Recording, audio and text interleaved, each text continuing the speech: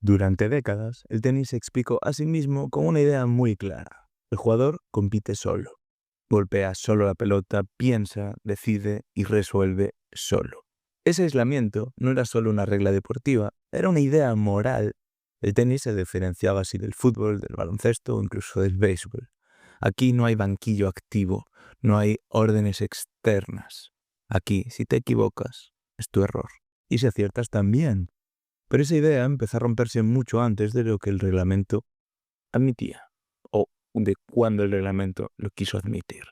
Desde los años 80 y 90, el tenis profesional ya no era un duelo entre dos individuos aislados, era un ecosistema muy complejo. Entrenador principal, preparador físico, fisio, psicólogo, analista de vídeo incluso. El jugador viajaba acompañado, se preparaba acompañado y luego fingía competir solo. La prohibición del coaching en pista no evitaba que el entrenador influyera, solo hacía que esa influencia fuera indirecta, ambigua y muchas veces hipócrita.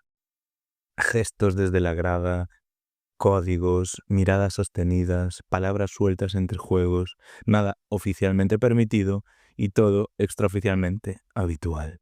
Y aquí aparece el primer problema serio. La norma no se aplicaba de forma igualitaria. Algunos jugadores eran advertidos, pero otros no. Y algunos entrenadores eran sancionados por gestos mínimos, mientras que otros pasaban desapercibidos. La justicia, la justicia sí que dependía de lo visible y no de lo real. El tenis empezaba a parecerse demasiado a lo que siempre habría criticado. Y es importante ser precisos aquí. La WTA no introduce el coaching en pista de golpe ni como revolución ideológica. Lo hace por acumulación de problemas reales. Desigualdad de criterios arbitrales, presión emocional sobre las jugadoras y una diferencia evidente entre lo que el reglamento decía y lo que ocurría en la práctica.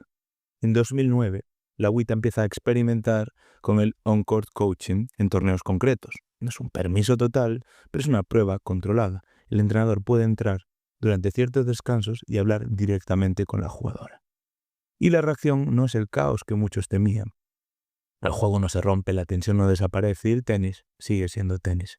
Lo que sí cambia es otra cosa, la honestidad. Ya no hace falta esconder gestos, ya no hace falta fingir que no existe ayuda. El público entiende mejor los ajustes tácticos.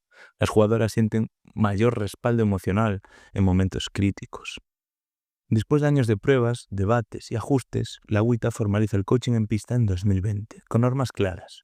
Cuándo se puede, cuánto dura, qué está permitido y qué no. El mensaje implícito es muy claro. El tenis femenino no pierde valor por admitir la ayuda. Pierde valor si finge que no existe. Y la ATP, en cambio, tarda mucho más. No por razones técnicas, sino culturales. El circuito masculino se aferra durante décadas a la idea del jugador autosuficiente. El coaching es visto como una amenaza a la ética individual, a la imagen del campeón que se ajusta solo, a una cierta masculinidad deportiva muy arriesgada y arraigada. A lo que voy aquí, antes de continuar con esta historia, es que creo que hay un punto muy importante, y es que admitir el coaching está muy bien para darle valor a la figura del entrenador, para darle más valor al juego en sí, pero tiene un problema enorme, y es la desigualdad que genera entre un jugador que se puede directamente permitir pagar a un entrenador y otro que no. Y es un tema que por mucho que se permita hacer coaching, no cambiaría. Pero ¿qué pasa? Que mientras esta norma de no tener coaching se mantiene, la práctica la desmiente. Porque casos como el de Andrea Agassi, que habló abiertamente tras retirarse de la enorme dependencia estratégica de su equipo, o las sanciones intermitentes a jugadores por gestos mínimos desde la grada, dejan claro que el sistema es incoherente. Porque el tenis masculino nunca estuvo evitando el coaching, solo castigaba a quien lo hacía mal disimulado. Con la llegada del análisis de datos, la televisión a alta definición y las cámaras enfocando constantemente a los banquillos, la situación se vuelve insostenible. Todo se ve, todo se comenta, todo se escucha, porque ahora incluso tienen micrófonos, y todo se compara con la WTA.